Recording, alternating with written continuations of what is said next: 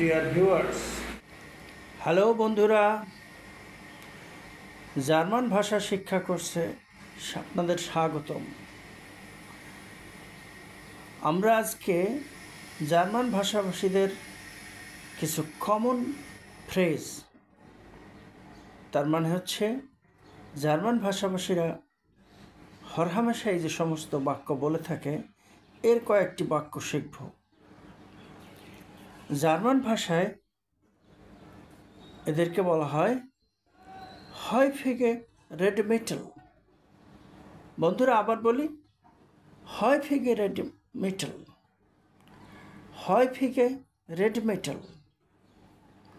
তার মানে হচ্ছে these are very common phrases. What we are going to learn today, these are common phrases of German people. These are very common people. These are very much common expression or common phrases used among them. These are häufige Redmittel, häufige Redmittel, common phrases. তাহলে বন্ধুরা চলুন কী কী common ফ্রেজগুলো তাদের মধ্যে ব্যবহৃত হয়ে থাকে। ধরুন আপনাকে কেউ একজন সাহায্য করেছে, ছোট্ট একটা কাজে সাহায্য করেছে, আপনি তো অবশ্যই তাকে ধন্যবাদ দেবেন। এখন এই ধন্যবাদটা কিভাবে দেয় জার্মান ভাষাভাষী লোকেরা, সেটাই আমরা শুনি। ইংলিশটা কি বলে? থ্যাঙ্কস, থ্যাংক ইউ, এভাবে বলে থাকে। জার্মানরা কীভাবে বলে? দাঙ্ক। শব্দটা কি আবার শুনি? দাঙ্ক। না বন্ধুরা, শুধু দাঙ্কে বলা ঠিক হবে না, অবশ্যই বলবেন দাঙ্কে শোন, দাঙ্কে শোন। আবার বলি দাঙ্কে শোন।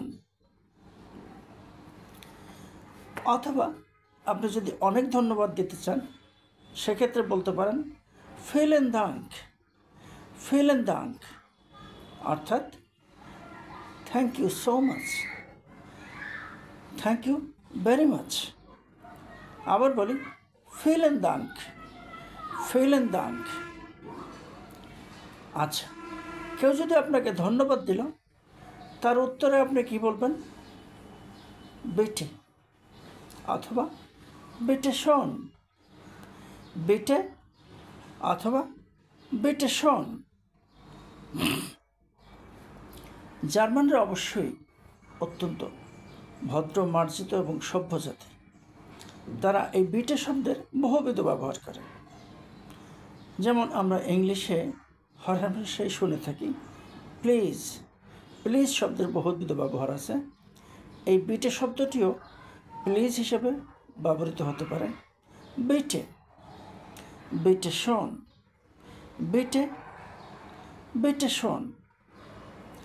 আবার যদি আপনি কাউকে একটু বিরক্ত করেছেন অথবা কাউকে কোনো রকম কারো দৃষ্টি আকর্ষণ করতে চাচ্ছেন, কারো দৃষ্টি আকর্ষণ করতে চাচ্ছেন, সেক্ষেত্রে আপনি কি বলবেন? অবশ্যই জার্মান ভাষাভাষী লোকেরা আমাদের বাংলা ভাষাভাষীদের মতোই যদি তার সমবয়সী অথবা পরিচিত বন্ধুবান্ধবদের মধ্যে কথা বলে তখন তারা ক্যাজুয়াল কথা বলে।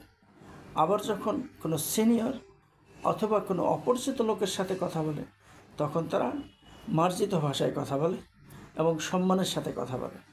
তো সেক্ষেত্রে যেমন আমরা বাংলাতে বলি তুমি অথবা আপনি, এই তুমি আপনির ব্যবহার যেমন আছে বাংলাতে, ঠিক একইভাবে জার্মানরাও এই তুমি আপনি ব্যবহার করে থাকে সাধারণত। তো ঠিক এইভাবেই যদি আপনি কারো দৃষ্টি আকর্ষণ করতে যান, সে যদি আপনার অপরিচিত হয়ে থাকে অথবা সে যদি আপনার সিনিয়র কেউ হয়ে থাকে, তাহলে সাধারণত বলবেন, তাহলে যেটা সাধারণত জার্মানরা বলে থাকে এনশুল্ডিগেন জি, এনশুল্ডিগেন জি ভিটে, এনশুল্ডিগেন জি বিটে, এনশুল্ডিগেন জি বিটে। আবার শুনি নখ আইনমাল, নখ আইনমাল, once again please, entschuldigen Sie bitte, entschuldigen Sie bitte।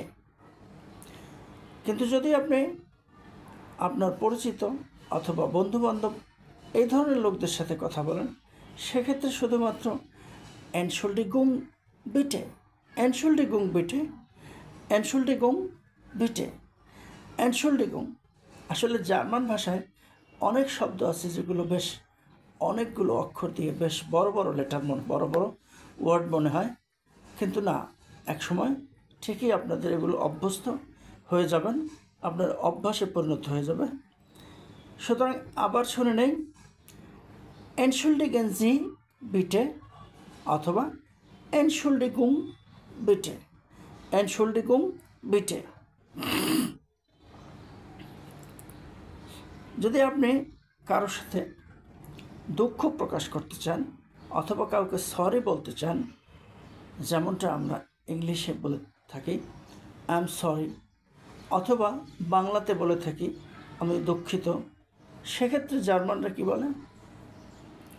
es tut mir leid, আমি দুঃখিত বা I am sorry, es tut mir leid, es tut mir leid, es tut mir leid। আবার শুনুন, es tut mir leid। যদি আপনি খুব এটাকে আরও মার্জিতভাবে, আরও এক্সপ্রেশনটাকে আপনার আরও একটু বেশি করে প্রকাশ করতে চান, সেক্ষেত্রে আপনি বলতে পারেন es tut mir so leid, es tut mir so leid, I am very sorry। মিনিংটা অনেকটা এরকম, I am very sorry, es tut mir so leid। ধরুন আপনি কারো কথা শুনছেন কিন্তু ফলো করতে পারছেন না, আপনার সমস্যা হচ্ছে, তার মানে যিনি বক্তা তার বক্তব্যটা একটু ধীরে ধীরে আস্তে আস্তে দিলেই ভালো হয়, সেক্ষেত্রে আপনি কি বলতে পারেন? ভি বিটে, ভি বিটে। আবার শুনি, ভি বিটে। আচ্ছা বন্ধুরা, তাহলে আমরা কতগুলো শব্দ শিখলাম, কতগুলো ফ্রেজ শিখলাম, আবার একটু রিভাইজ করি। First of all we learned danke or danke schön, danke or danke schön।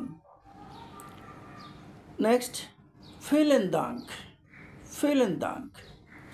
Next, bitte, bitte schön, bitte, bitte schön। Entschuldigen Sie bitte, entschuldigen Sie bitte or Entschuldigung, Entschuldigung। Next শিখেছি V বিটে, V বিটে, V বিটে। এই ভিডিওতে এ পর্যন্তই, এই কটা শব্দই আমরা খুব ভালোভাবে শিখে ফেলি এবং এগুলোকে আয়ত্ত করে ফেলি, যখন তখন আমরা যাতে ব্যবহার করতে পারি সেজন্য এই শব্দগুলো বারবার প্র্যাকটিস করি। এবং যখন আমরা এই ভিডিওটা দেখব, অত্যন্ত মনোযোগের সাথে দেখব, যাতে এই ভিডিও দেখার মধ্যেই আমাদের শেখাটা কমপ্লিট হয়ে যায়।